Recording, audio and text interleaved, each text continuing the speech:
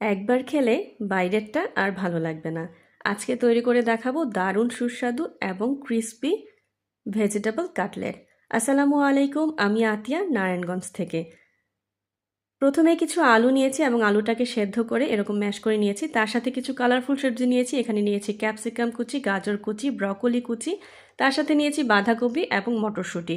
মটরশুঁটি এবং ব্রকোলিটাকে আমি একটু হাফ সেদ্ধ করে ব্যবহার করছি। এই পর্যায়ে দিয়ে দিব কিছু গুঁড়া মশলা। এখানে আমি চিলি ফ্লেক্স ব্যবহার করেছি পছন্দ মতো, দিয়েছি ভাজা জিরের গুঁড়া 1 চা চামচ পরিমাণ, লাল মরিচের গুঁড়া দিয়েছি 1 চা চামচ পরিমাণ, গরম মশলার গুঁড়া দিয়েছি 1 চা চামচ পরিমাণ, লবণ দিয়েছি পরিমাণ মতো। তার সাথে ব্যবহার করেছি সামান্য একটু হলুদের গুঁড়া, এতে করে কালারটা সুন্দর আসবে।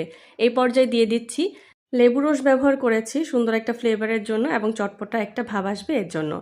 তার সাথে এখানে ব্যবহার করছি 3 টেবিল চামচ পরিমাণ ব্রেড ক্রাম্ব, এতে করে একটু আঠালো হবে এবং কাটলেট বানাতে সুবিধা হবে। এবার হাতের মধ্যে একটু তেল মেখে নিয়ে সুন্দর করে কাটলেটের শেপ দিয়ে নিচ্ছি। পছন্দ মতো শেপ দেওয়া যাবে। আমি একটু কাটলেটের মতো লম্বা করে একটা পাতার শেপ দিয়ে নিচ্ছি। আপনারা চাইলে এভাবে গোল করেও ভেজে নিতে পারেন। আমি সবগুলো একে একে রেডি করে নিয়েছি। দেখুন দেখতে কত সুন্দর লাগছে। এখন এটাকে কোট করার জন্য নিয়ে নিয়েছি 2 টেবিল চামচ পরিমাণ ময়দা। ময়দার সাথে সামান্য একটু পানি দিয়ে একটা আঠালো তৈরি করে নিচ্ছি। খুব বেশি পাতলা এবং ঘন হবে না, ঠিক এরকম ঘনত্বের হবে। যখন এই ঘনত্বে চলে আসবে সেই কাটলেটগুলো নিয়ে সবগুলো এখানে ডিপ করে নিচ্ছি। একে একে ডিপ করে নেব এবং ব্রেড ক্রামে গড়িয়ে নেব। ঠিক এইভাবে শুকনো হাতে ব্রেড ক্রামে গড়িয়ে নিচ্ছি। ব্রেড ক্রামে ভালো মতো চেপে চেপে কাটলেটটাকে সেট করে নিতে হবে, যাতে করে খুব ক্রিস্পি হয় এবং ভাজার সময় ভেঙে না যায়। ঠিক এভাবে চেপে চেপে ব্রেড ক্রামগুলো লাগিয়ে নিচ্ছি। ব্রেড ক্রামগুলো ভালো মতো সেট হওয়ার জন্য আমি 10 মিনিট ডিপ ফ্রিজে রেখেছিলাম। এতে করে তেল খুব একটা নষ্ট হবে না ভাজার সময়। এই পর্যায়ে আপনারা চাইলে কাটলেটগুলো ফ্রোজেন করতে পারেন, যেহেতু সামনে রোজা আসছে।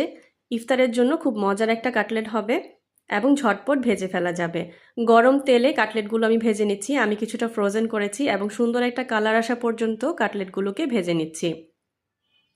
এভাবে পরের ব্যাচটাকেও আমি ভেজে নিচ্ছি, সেটা আর দেখালাম না। তৈরি হয়ে গেল আমার ঝটপট এবং দারুণ সুস্বাদু পুষ্টিগুণে ভরপুর ক্রিস্পি ভেজিটেবল কাটলেট। আমি সসের সাথে পরিবেশন করেছি।